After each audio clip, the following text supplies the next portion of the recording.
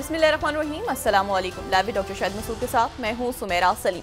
नाज़रीन, हुकूमत और पाकिस्तान तहरीक इंसाफ के दरमियान होने वाले मुज़ाकरात ताअत्तुल का शिकार हो गए हैं। पीटीआई के तहरीरी तौर पर मुतालबात न देने पर मुज़ाकरात में डेडलॉक जो है बरकरार हुआ है, जबकि असद कैसर साहब की जानिब से कहा गया है कि हुकूमती कमेटी को वक्त दे रहे हैं ताकि वह तमाम स्टेक होल्डर से मुशावरत करे और हतमी फैसले में कोई उभाम न रहे। इसके अलावा भी दीगर मौज़ूआत पर आज हम गुफ्तगू करेंगे। स्टूडियो में हमारे साथ मौजूद हैं डॉक्टर शाहिद मसूद। अस्सलाम वालेकुम डॉक्टर साहब। डॉक्टर साहब, हुकूमत और तहरीक इंसाफ में मुज़ाकरात जो हैं डेडलॉक का शिकार हो गए हैं। तहरीरी तौर पर मुतालबात ना देने की वजूहात क्या है? Total non issue, non starter. कुछ इन मुज़ाकरात से नहीं निकलेगा। ना इस तरह के मुज़ाकरात जो हैं वो इस रियासत के जो चैलेंजेस हैं उनका हल है। हल ये है कि जो अरेंजमेंट है इसमें 80 या 90% लोगों को उठा के जेलों में डाल दिया जाए और जो पैसा वो लूट के ले गए मुल्क से वो वापस लाया जाए और आवाम की फलाह बहबूद के ऊपर खर्च किया जाए। और जो पॉलिटिकल इंजीनियरिंग होती रही है माजी में, मुकदमात गलत जिन लोगों पे बने हैं, चाहे वो सियासतदान हो या ब्यूरोक्रेट्स हो, जो नैब के थ्रू वो ख़त्म किए जाएँ और सोशल अनरेस्ट ख़त्म होगा। उसके नतीजे में सिक्योरिटी का बहुत बड़ा क्राइसिस मुल्क के अंदर खड़ा है। और सिक्योरिटी क्राइसिस से मुराद सिर्फ ये नहीं होता कि ये जो बलूचिस्तान में या कुरम में या हमारे अफगान बॉर्डर पे हो रहा है। सिक्योरिटी क्राइसिस ये आपकी जो सोशल अनरेस्ट है ये भी सिक्योरिटी क्राइसिस बनता है आगे जाके, क्योंकि यही वो लोग हैं जो सड़कों में निकल आते हैं, फिर हंगामे करते हैं, फिर वो वजूहात कोई भी हों लेकिन बेचैनी फैलती है माशरे में। तो ये सोशल, तो ये जो लोग बैठे हैं इनसे भलाई की तवक्को है। ये इस अरेंजमेंट में जो अपने मुकदमात माफ़ करवा के और नैब के केसेस और फलाने ढिमाके, ये मुल्क की बेहतरी करेंगे। ये इन्वेस्टमेंट इनको देख के इन्वेस्ट करेंगे। इन्हीं के अपने फैसल वाडा साहब कह रहे थे कि इनके दौर में तो मैं एक चवन्नी लेकर आऊँ। मुझे नहीं पता फैसल वाडा साहब किधर हैं आजकल, वो आएंगे तो उनसे पूछूंगा। तो भाई लोग यहाँ से पैसा लेके अपनी जाने बजा के इनकी मौजूदगी में कौन आएगा? ठीक है ना। तो ये तो पहले केस माफ हो गए, फलां हो गया, ढिमाकना हो गया, ये हो गया, ये ड्रामेबाजी बंद करें। वैसे भी इन्होंने जाना है। फजल रहमान साहब जो है वो कह रहे थे कि हसीनाबाजी जैसा होगा। मेरे नहीं ख्याल कि हसीनाबाजी जैसा होगा, तो भाग गई थी। ठीक है ना। ये मेरे ख्याल से या तो बैठ के मामला को हल कर लें, अकाउंटेबिलिटी का प्रोसेस बनाएं, मुल्क में इन्वेस्टमेंट लेकर आएँ, काम करें। ये सारा दिन इस तरह से जो लूट मार मचाई हुई है मुल्क में इन्होंने, ठीक है ना, ये इस तरह से तो मुल्क नहीं चलता। और बेशुमार लोग इसमें जिनके पैसे बाहर हैं। तो बात यह है कि ये तो जब तक, और उसमें पीटीआई के लोग भी हैं, कई उधर से तो गए हुए हैं ना। तो क्रॉस द बोर्ड अकाउंटेबिलिटी होनी चाहिए। और जो पॉलिटिकल इंजीनियरिंग होती रही है माजी में, उसको ख़त्म करें। जिन में गलत केसेस बने उसको मरोड़ दिया, उसका कान मरोड़ दिया, उसने ये कर दिया, उसको इधर से प्रेस कॉन्फ्रेंस कर दी, वो उस पार्टी में चला गया। तो ये तो होता रहा है। कब से हो रहा है ये मुझे बताएं? ये तो मेरे ख्याल से हो रहा है कोई 30-40 साल से तो हो रहा है यही। तो ये जो है ये इसको एक दफ़ा रीसेट करें। शायद खान अब्बासी साहब जो बात कर रहे हैं बार बार, कल खालिद महबूब सिद्दीकी साहब ने भी बात की है कि हमें नए सोशल कॉन्ट्रैक्ट की जरूरत है। तो क्या नया एक कुछ वो कहते हैं रूल ऑफ द गेम हमें बनानी चाहिए।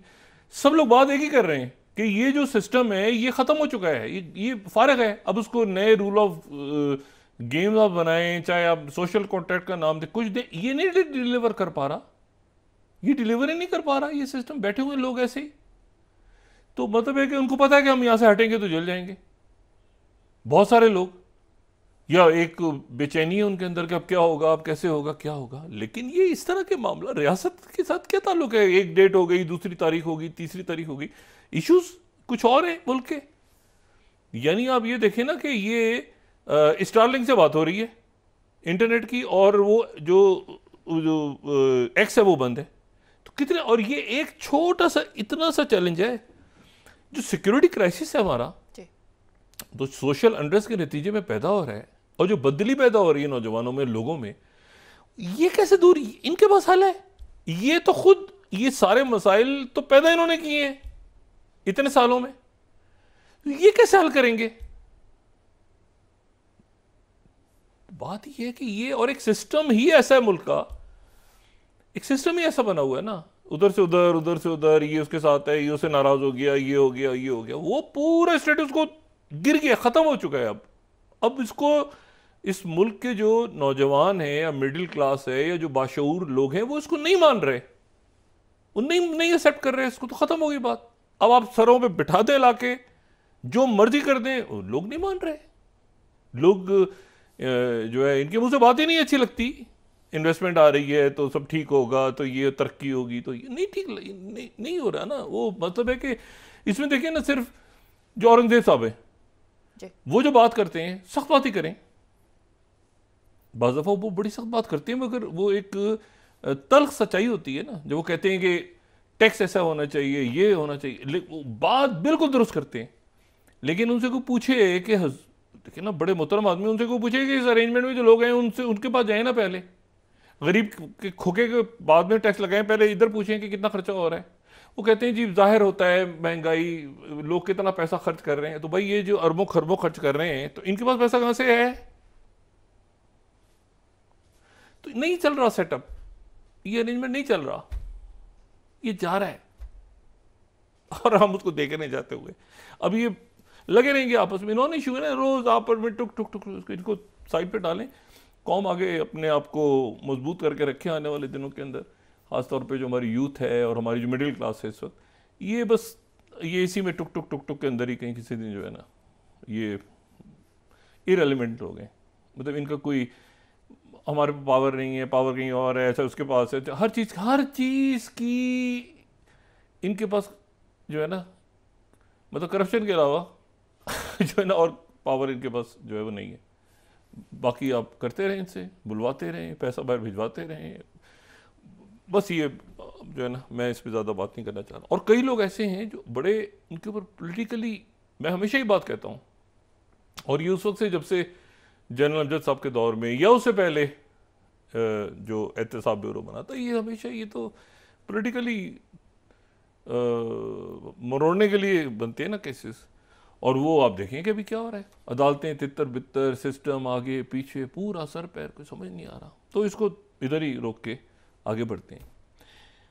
ये नहीं चल रहा और मुल्क में आगे निकलना है। मैं कह रहा हूँ बस इससे बस निकल रहे हैं आगे, हम उस प्रोसेस में जहाँ इंशाल्लाह मुल्क निकलता है आगे। ये इस अरेंजमेंट से तो नहीं निकल पा रहा, अब आगे निकलेगा मुल्क इंशाल्लाह कमिंग डेज के अंदर, और बड़ा तगड़ा होकर निकलेगा। एक दफ़ा देखें, मैं हमेशा कहता हूँ कि पुरानी इमारत गिरती है ना, तो उसको कितनी दफ़ा एक बहुत बोसीदा हो जाती है इमारत, उस पर कीलें लगाते हैं आप, उस पर प्लस्तर लगाते हैं, उस पर ये कहते हैं ठीक करो, डेंट पेंट, वो नहीं ठीक होती। फिर आप कहते हैं इसको डिमोलिश करो, इस पर इसको गिराओ बस, और आगे दूसरी बिल्डिंग खड़ी करो, क्योंकि अब उसमें जगह नहीं, ढांचे में बचा कुछ नहीं है। तो बार बार खड़ी करते करते करते करते एक बिल्डिंग, वो बिल्कुल अब वो जो है ना, वो जो बिल्डिंग कंट्रोल वाले आके कहते हैं ना कि डिमोलिश कर दिया जाए, तो डिमोलिश करने का टाइम है, डिमोलिश हो रहा है पूरा सिस्टम।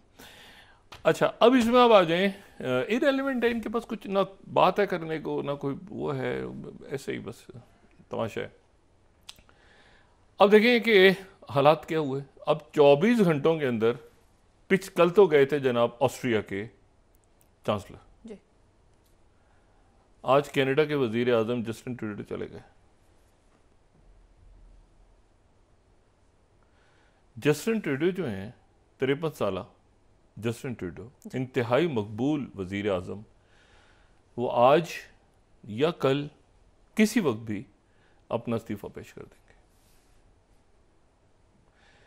और वो तकरीबन 9-10 साल वजीर आजम रहे कनाडा के, और बहुत पॉपुलर थे जब वो आए थे, और यंगस्टर्स बड़े तवील अरसे तक पॉपुलर है। अब कुछ अरसे पहले तक भी बहुत पॉपुलर थे, लेकिन फिर ये हुआ कि वहाँ पे महंगाई और प्रॉब्लम्स और अपनी पार्टी के अंदर क्रैक्स पैदा होने शुरू हुए, और उनके जो इक़्तिदार पे जो आखिरी कील ठोंकी अगर किसी ने, तो वो डोनाल्ड ट्रंप ने ठोंकी।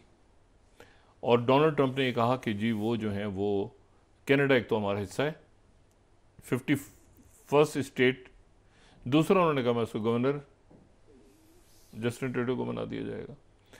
जस्टिन ट्रूडो जो हैं, ये इनके जो वालिद पियरे ट्रूडो जो हैं, वो भी कनाडा के बहुत मकबूल वज़ीर आज़म रहे हैं 2 मरतबा, और वो जो हैं वो 2000 में उनकी भी डेथ हुई, और जस्टिन ट्रूडो के भाई की भी डेथ हुई। ये पढ़ाते रहे, फिर इन्होंने कानून की डिग्री भी हासिल की जस्टिन ट्रूडो ने। फिर ये वहाँ की जो सबसे जो पुरानी पार्टी है जो कि 18वीं सदी से वहाँ पे मौजूद है, तो लिबरल पार्टी, ये उसके सरबराह और वज़ीर आज़म। लेकिन प्रॉब्लम ये हुई कि एक तो इनकी जो बिल्कुल आप समझ लें कि दस्ते रास्त जिन्होंने ट्रंप के पहले दौर में उनका भरपूर मुकाबला किया था, हम उनको डिस्कस भी करते रहे, जो क्रिस्टिया फ्रीलैंड थी, वो पहले रिज़ाइन कर गई इस बात पे कि टैरिफ्स जो है लगाने की बात हुई, और फिर उसके बाद ये जवाब नहीं दे पाए सही तरह से, वो रिज़ाइन कर गई। ये उसके बाद गए, इन्होंने फ्लोरिडा में ट्रंप से जो है वो मुलाकात भी की, लेकिन बात बनी नहीं। अंदर जो है वो बहुत ज़्यादा क्रैक्स पैदा होते रहे, और कल इन्होंने ये कहा कि जी कि आज शायद, हाँ हो सकता है हम कल जब बात करें तो इनका इस्तीफ़ा आ चुका हो। और एक बड़ा अहम मुल्क और कनाडा और साथ ही नेटो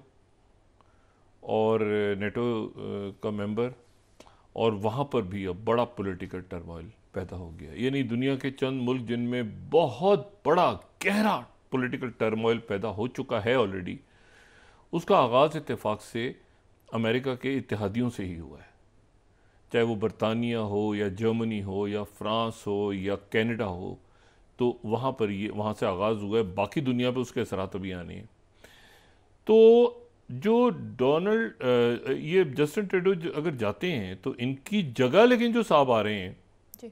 जो पॉलिवेरे, गालिबन उनको सही तरह से मैं प्रोनाउंस कर रहा हूँ, तो वो जो हैं वो तो इनसे भी ज़्यादा, अच्छा उनके अंदर उनको ट्रंप के साथ मिलाया जाता है थोड़ा सा ना, उनकी पर्सनैलिटी को, लेकिन वो जो है वो तो ये कहते रहे पिछले दिनों कि तुमने तो जवाब ही नहीं दिया ट्रंप को सही तरह, तुमने तो जवाब ही नहीं दिया। मैं होता तो ट्रंप के ऐसे जवाब देता, मैं होता तो ऐसे जवाब देता, तुम तो बहुत कमज़ोर आदमी हो।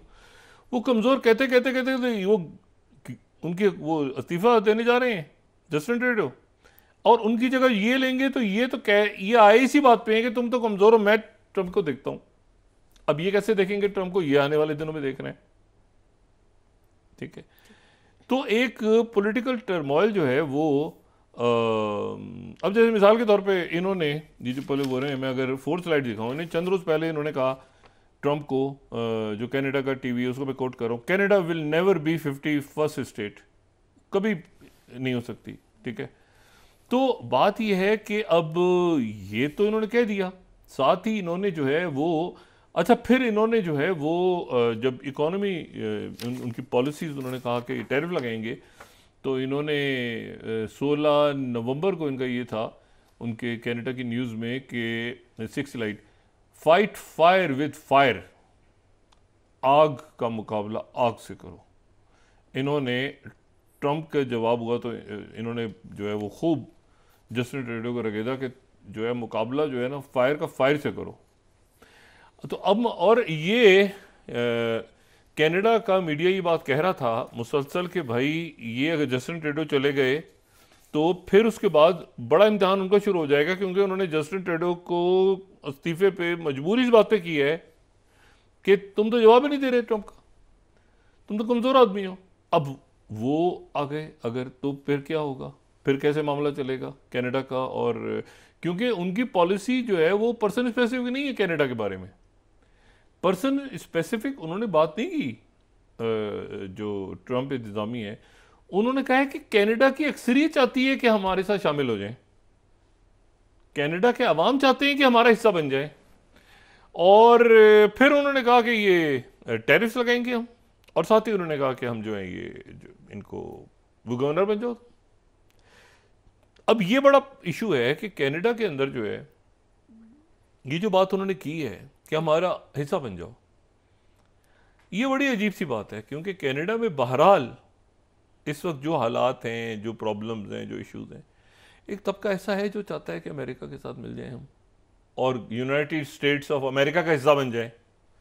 माजी में लड़ाई हुई थी ना, आज़ादी तो ऐसी आपस में हुई थी ना कि वो पहले बरतानिया से स्पेन से इधर आए, फिर वो उन्हीं से लड़ लिए, उन्हीं से आज़ादी हासिल हो गई। वो असल जो यहाँ के नेटिव्स थे वो तो गायब ही हो गए कहीं, उनको रेड इंडियंस कह के, वो तो जो पुरानी फिल्में आती हैं उनमें विलन दिखाया जाता है उन्हें, तो वो तो गायब। तो पहले इमिग्रेंट्स आए, फिर इमिग्रेंट्स जो है वापस में लड़े, फिर इमिग्रेंट्स ने कहा कि हम तो बरतानिया से अलहदगी का ऐलान करते हैं, आज़ाद हो गया अमेरिका। तो इसमें जो है वो कनाडा में वो लोग चले गए जो बरतानिया के साथ जो करीब थे, वो ऊपर चले गए क्योंकि बरतानिया हार गया था, ठीक है। तो वो जो है इसीलिए वो कॉमनवेल्थ का हिस्सा भी। इशू ये है सारा कि वो अमेरिका तो नहीं ना कॉमनवेल्थ का हिस्सा, कनाडा है। और कनाडा के इसीलिए, अच्छा अगर चेक करना हो ना कि कौन सा मुल्क जो है वो कॉमनवेल्थ में है और कौन सा मुल्क नहीं है, जिन जिन मुल्कों के एम्बेसडर्स होते हैं ना वो कॉमनवेल्थ में नहीं होते, जिन मुल्कों के हाई कमिश्नर्स होते हैं ना वो कॉमनवेल्थ में होते हैं। जैसे ऑस्ट्रेलिया का हाई कमिश्नर, भारत का हाई कमिश्नर, ऐसे सुनते हैं ना हम। तो जिन जिन मुल्कों के हाई कमिश्नर्स हैं ना, ऑस्ट्रेलिया के हाई कमिश्नर, और आप समझ लेंगे ये जो है ये कॉमनवेल्थ के एक ज़माने में बरतानिया के प्रॉपर जो है ना ये कॉलोनीज नहीं है, और वहाँ इसलिए हाई कमिश्नर, वरना एम्बेसडर होते हैं ना, अमेरिकन एम्बेसडर, जर्मन एम्बेसडर, ये एनीवे। तो इसी तरह से ऑस्ट्रेलिया की कनाडा के हाई कमिश्नर, तो कनाडा कॉमनवेल्थ में है, बरतानिया की कॉलोनी। अब वो ये कहते हैं कि जी इसको अमेरिका का हिस्सा बना दो और 51st स्टेट बन जाएगी।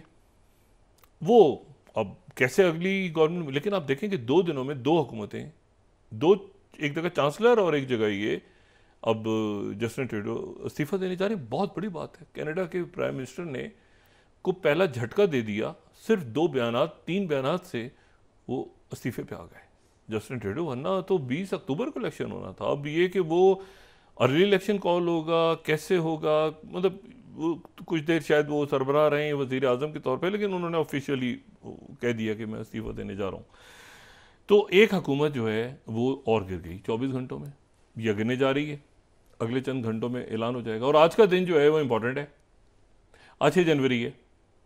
आज डोनाल्ड ट्रंप जो है वो सर्टिफाई होंगे, कांग्रेस का इजलास होगा थोड़ी देर में, और बड़ा तारीखी इजलास होगा। ये इजलास जो है, इस तरह का इजलास आज से पहले सिर्फ 2 दफ़ा हुआ है, और वो इसलिए 2 दफ़ा हुआ है कि दोनों दफ़ा जो हारा हुआ सदारती उम्मीदवार था उसने कांग्रेस के इजलास की सदारत की थी। आज जो इजलास होगा उसकी सदारत करेंगी कैमला हैरिस। और 6 जनवरी यानी वो दिन जिस दिन सर्टिफिकेशन हुई होगी, सर्टिफाई कर दिया जाएगा कि जो प्रेसिडेंट इलेक्ट हैं वो डोनाल्ड ट्रंप हैं।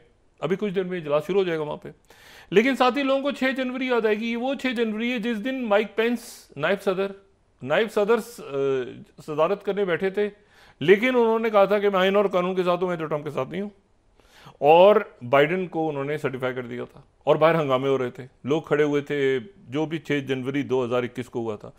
तो आज वही दिन है, और आज डोनाल्ड ट्रंप ने कहा है कि जितने भी लोग उसमें मुलविस थे उस दिन, वो सारे के सारे मैं उनको माफ़ करूँगा। प्रेसिडेंशियल पार्डन उनको दिया जाएगा जिन्होंने में मुजाहरे किए थे। तो ये बड़ा इंटरेस्ट। अच्छा, इससे पहले वो निक्सन के दौर में ऐसा हुआ था कि जो कैंडिडेट हार गया, तो हारा हुआ कैंडिडेट जो है वो, और एक दफ़ा शायद और हिस्ट्री में हुआ है, अमेरिकन हिस्ट्री में, कि जो हारा हुआ कैंडिडेट है वो ही सदारत करके ऐलान कर रहा है कि मैं हार गया हूँ। ये बहुत ही एक अजीब सूरत-हाल होगी कि कैमला हैरिस जो हैं वो सदारत कर रही होंगी कांग्रेस की, यानी दोनों हाउसेस की, और सदारत करके ये ऐलान करेंगी कि मैं सर्टिफाई करती हूँ कि जी यहाँ पे अगले सदर जो हैं वो डोनाल्ड ट्रंप होंगे। मतलब एम्बेरसिंग, ये very embarrassing for Kamala Harris.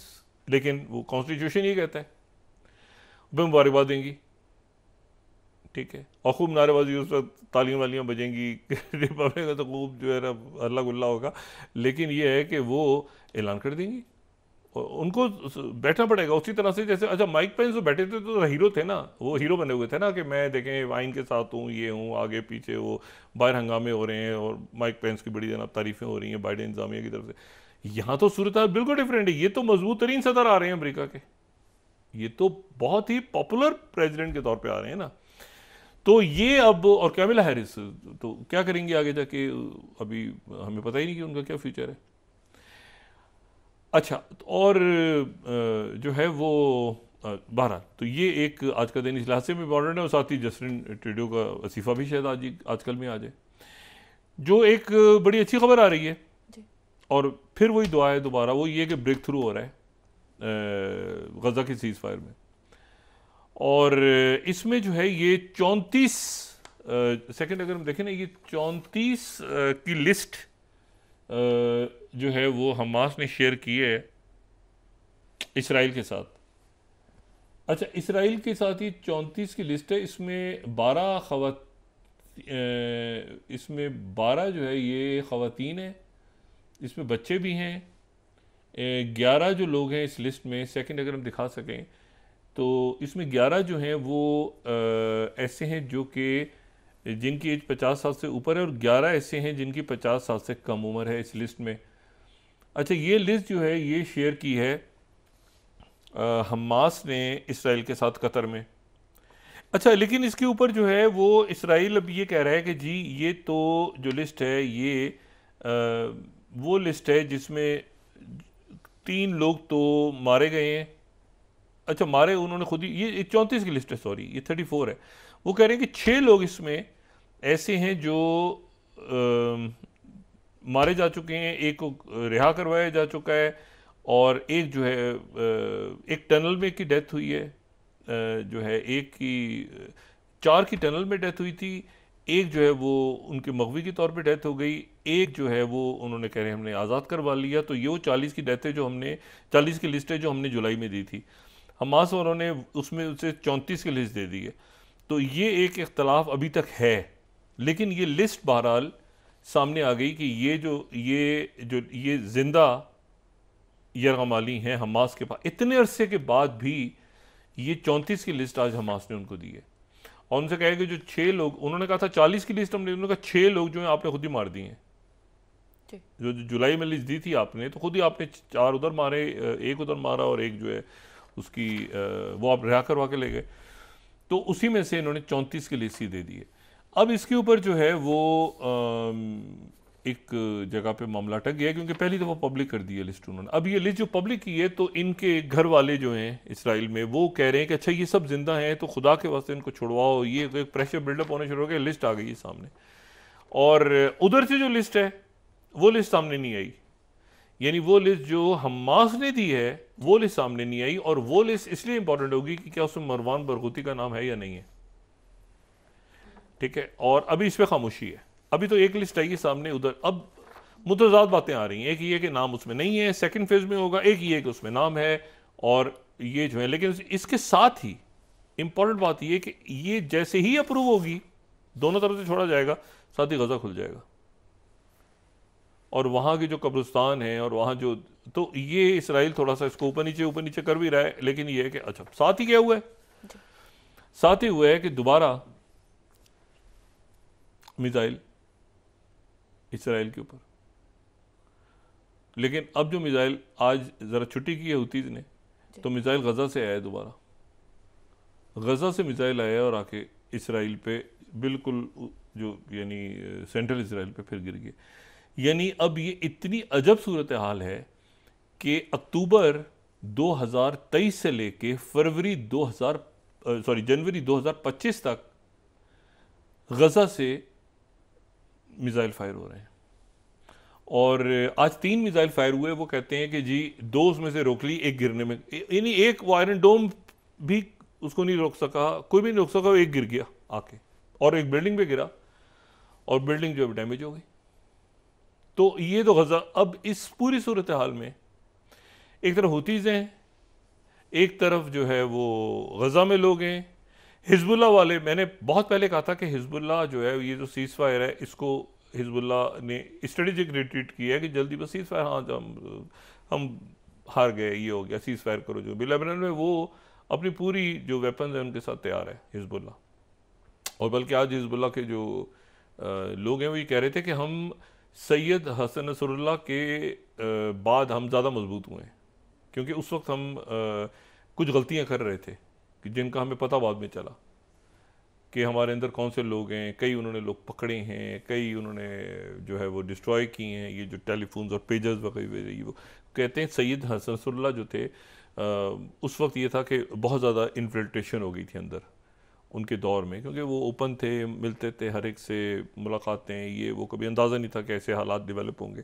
तो वो अब जो है वो क्लोज हो, मतलब हिजबुल्लाह ने बिल्कुल अपने आप को बिल्कुल अपनी सफ़ों के अंदर कई लोगों को तो पकड़ भी लिया उन्होंने, और वो ये कहते हैं कि हम यहाँ पे, तो वो जो सीज़ फायर है वो बड़ा इंपॉर्टेंट है। और इसलिए मॉस होस्टन भी वहीं है। सऊदी अरेबिया, वहाँ पे सऊदी अरेबिया का डेलीगेशन लेबनान में है, क्योंकि सऊदी अरेबिया जो है वो पूरी ये कोशिश कर रहा है, क्योंकि इससे पहले तो देखिए ना सीरिया के साथ एक मसला था, सीरिया लेबनान में घुसा हुआ था, और वो बशर उल असद के दौर में, जिसकी वजह से रफ़ीक हरेरी और ये सारे मामला हुए, उसके बाद सीरिया पुल आउट हुआ, तो सीरिया ज़रा बाहर है, तो सऊदी अरेबिया अब वहाँ पे लेबनान में मौजूद है, और वहाँ पे वो पूरी कोशिश, देखें Saudi Arabia, UAE, Qatar, Turkey, इन मुल्कों को नज़रअंदाज इसलिए नहीं किया जा सकता, एक तो इनकी ज़ाहिर है कि अपनी एक जियो स्ट्रेटेजिक और पॉलिसी, इन्होंने तामीर नौ करनी है। देखिए ना आगे जो रिकंस्ट्रक्शन है, यानी सीरिया तो तबाह हुआ है ना, लेबनान, और फिर जो गज़ा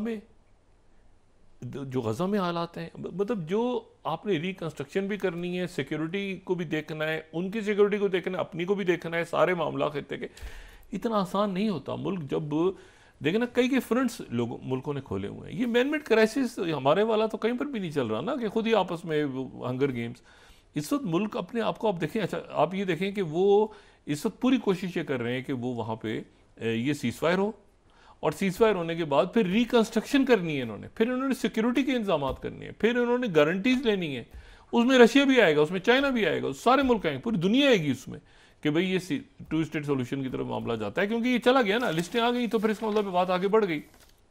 अच्छा, अब उसके बाद दूसरी वो जो सीरिया के जो नया सेटअप आया वहाँ पे अहमद शरा वाला, मैंने कल भी बात की थी, वो सऊदी अरेबिया से कतर गए, आज वो यूएई में।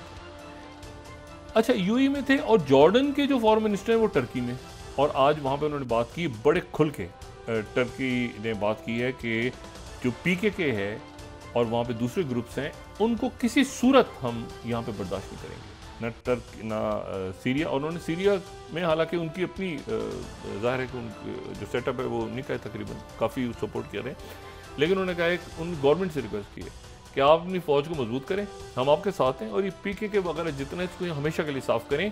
और उस तरफ जो है वो जो DEM वाली पार्टी है ना, हर पार्टी में हॉक्स और ये दोनों किस्म के लोग होते हैं, वो एक ग्रुप ऐसा है जो चाहता है कि अब्दुल्ला ओगलान के साथ मामला तय हों और ये पॉलिटिकल उसमें आ जाएं, यानी सियासी अमल का हिस्सा बन जाए। तुर्की उनको फैसिलिटेट कर रहा है।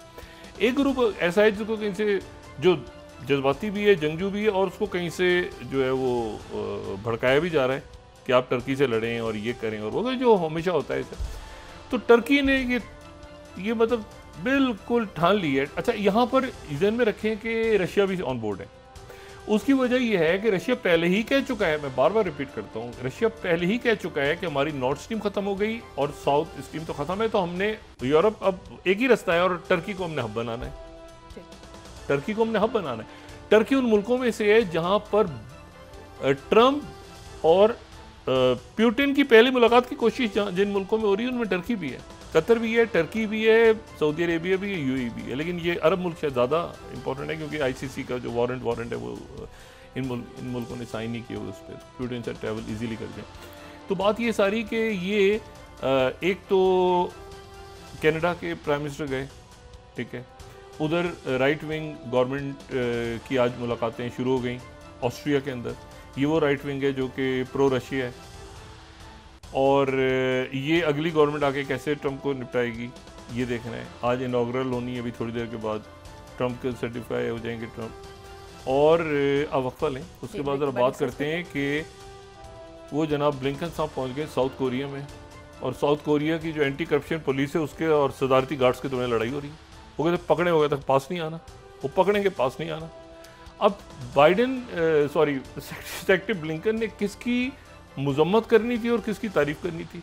तो उन्होंने वो जो नाकाम माशाल्लाह लगा था, जो उनका सबसे करीबी दोस्त था, देखिए ये उन्होंने कहा बहुत ही घटिया आदमी है, देखिए इसको कानून के मुताबिक से निपटना चाहिए। इसने माशाल्लाह लगाने की गलत कोशिश की, एक तो कोशिश की गलत फेल हो गया, और हम जो हैं वो जो भी मौजूद लोग हैं, अच्छा मौजूद भी उन्हीं के हैं, वो कह रहे हम इनके साथ है, हटो बचो करके ब्लिंकन जाने वाले थे तो अचानक आसमान पे एक आवाज़ गूंजी और पता चला कि शुमाली कोरिया ने मिसाइल का 2 महीने के बाद एक इंटरमीडिएट रेंज मिसाइल का तजर्बा कर दिया है। सेक्रेटरी ब्लिंकन के इस्तकबाल के लिए वो कोरिया पहुंचे हैं और साउथ कोरिया, शुमाली कोरिया ने वहाँ से मिसाइल दाग दिया, वो क्रॉस करता हुआ पानियों में जाके गिरा तो सेक्रेटरी ब्लिंकन ने उसकी मजम्मत की और वो जापान निकल गए। हटो बचो जी। नाज़रीन वापस आते हैं एक छोटे से ब्रेक के बाद।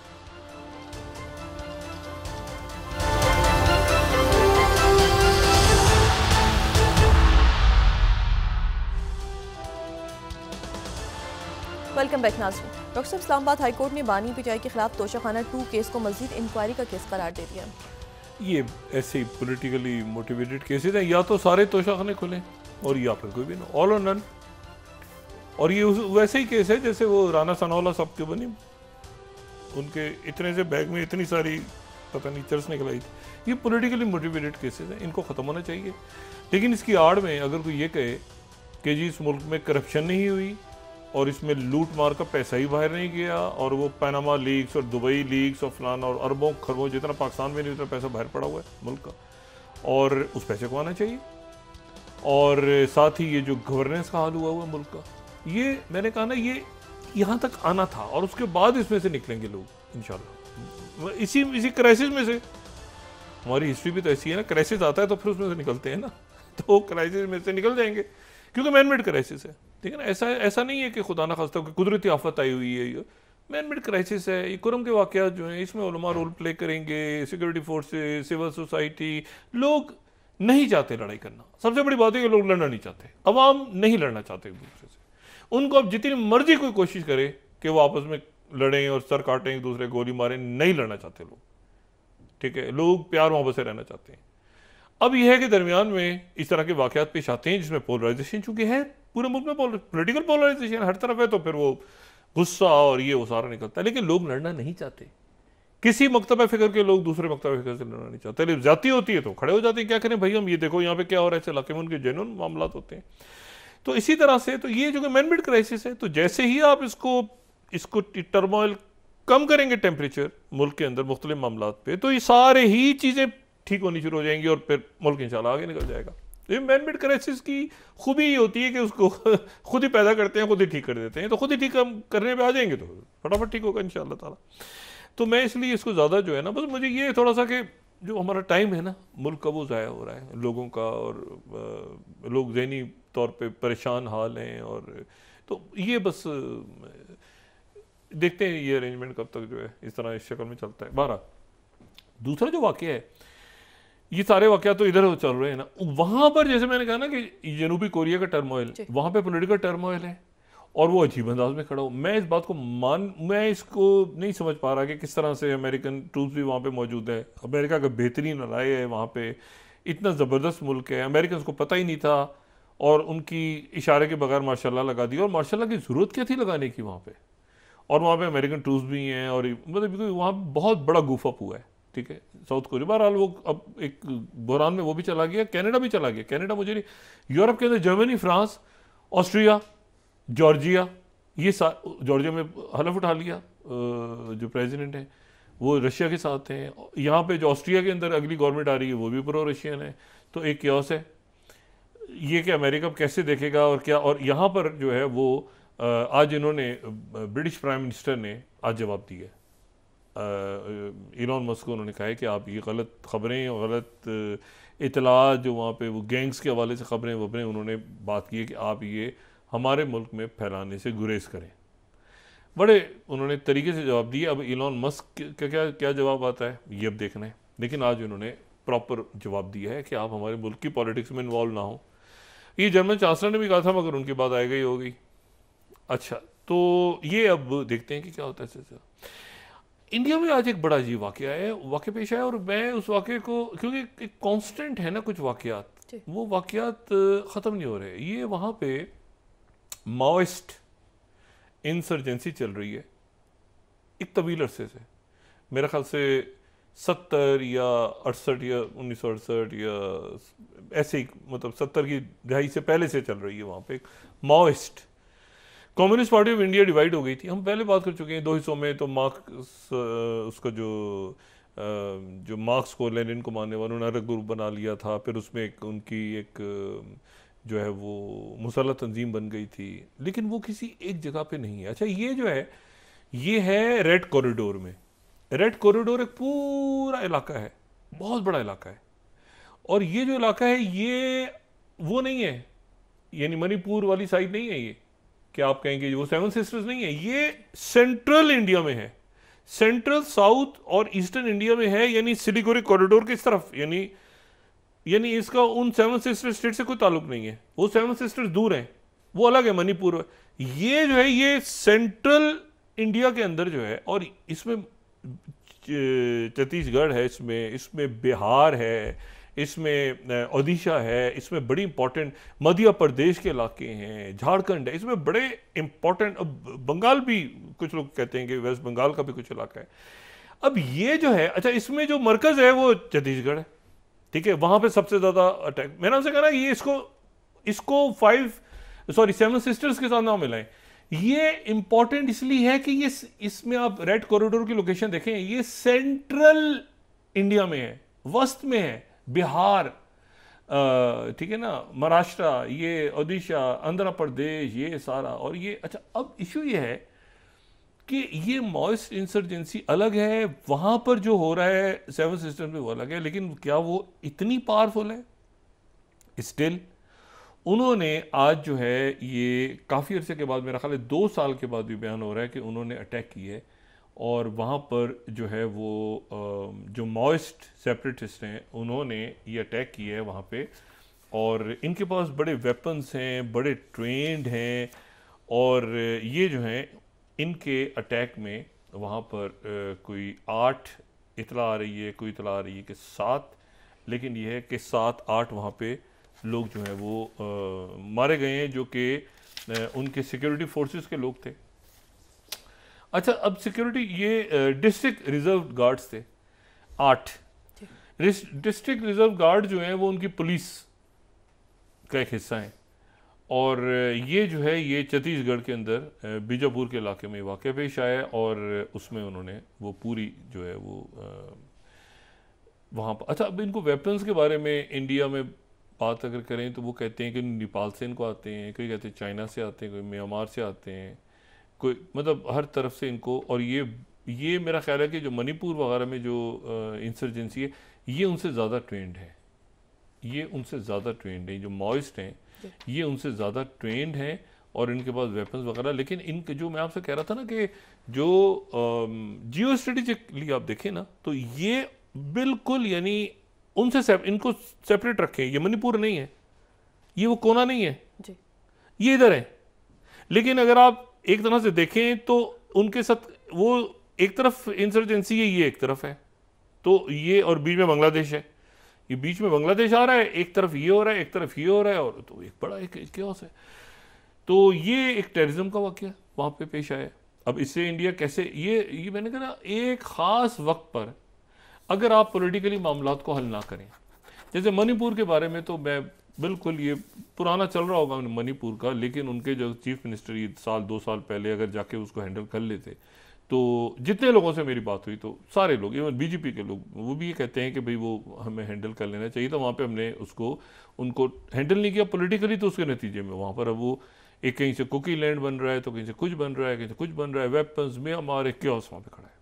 लेकिन ये जो सेंट्रल इंडिया में ये एक सिक्योरिटी क्राइसिस खड़ा हुआ है, तो ये अब इसमें ये देखना है कि नॉर्थ कोरिया जो है उन्होंने मिसाइल फायर कर दिया सेक्रेटरी ब्लिंकन की प्रेजेंस में, वो जापान गए हैं, जापान के अंदर भी क्राइसिस है, कनाडा की हुकूमत गिरने जा रही है या गिर जाएगी आज या कल में, जस्टिन ट्रूडो जाएंगे। जस्टिन ट्रूडो का जाना जो है बहुत बड़ा वाकया हो रहा है, उधर मैक्रों की गवर्नमेंट हिली हुई है, उधर से चांसलर हिले हुए हैं, उधर से ये सीरिया का जो बशारुल असद का हटना है ना, सीरिया एक बहुत सेंट्रल एक जगह है इसमें, यानी अभी से बशारुल असद का जाना और बात पार्टी का ख़त्म होना, ऐसे ही सद्दाम हुसैन, बस सद्दाम हुसैन से भी ज़्यादा ये बहुत बड़ा इलाका है सीरिया, और बहुत सारे बॉर्डर्स हैं और बहुत सारे, तो वहाँ पर कैसे स्टेबिलिटी आती है। और ये जो लिस्ट आज हमास ने दे दी है, अब ये तो हमास ने अपना काम पूरा कर दिया। अब इसके ऊपर इसराइल क्या करता है, क्या आगे बात चलती है, ये दुआ है कि ये लिस्टें चूँकि सामने आ गई हैं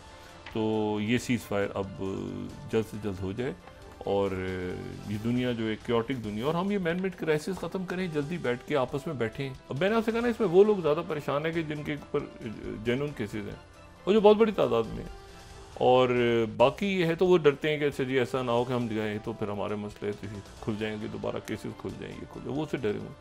और रियासत के इशू से इनका कोई ताल्लुक नहीं है। Security, economy, social unrest, foreign policy, आपने आगे कैसे दुनिया में निकलना है, उससे कोई ताल्लुक नहीं है इनका। तो बाकी ये है कि इसको, और मैं हमेशा कहता हूँ कि मईशत उस वक्त तक ठीक नहीं होगी जब तक आप एक नॉन पॉलिटिकल अकाउंटेबिलिटी नहीं करते जी। तो बस बाकी देखें ये किस तरह से, बाकी ये इररिलेवेंट चीज़ें हैं कि मुलाकात नहीं हुई, जिनसे बात होनी है उनसे हो रही है। जी, बहुत शुक्रिया डॉक्टर साहब। नाज़रीन के साथ, और शहबाज शरीफ साहब अगर घबरा रहे हैं इस बात से तो घबराना चाहिए, बातचीत हो रही है, उनको भी पता है, वो खुद शहबाज शरीफ साहब को पता है, वो खुद करते रहे हैं, तो वो खुद करते रहे हैं तो दूसरों से बातचीत नहीं होगी। हाँ, डील नहीं हो रही है ना, तो नहीं हो रहा, ऐसे नहीं हो रहा कि वो खान साहब जो है वो बाहर चले जाएं मुल्क छोड़ के, या उनकी तबीयत नासाज हो जाए अचानक, ऐसा नहीं हो रहा। जी, बहुत शुक्रिया डॉक्टर साहब। नाज़रीन के साथ आज का प्रोग्राम अपने इख्तिताम को पहुंचा। मुझे सुमेरा सलीम को इजाज़त दीजिए। अल्लाह ने के बाद जी डॉक्टर साहब, अपने दोस्तों रिश्तेदारों को के लोगों का सब ख्याल रखिएगा। अल्लाह हाफिज़।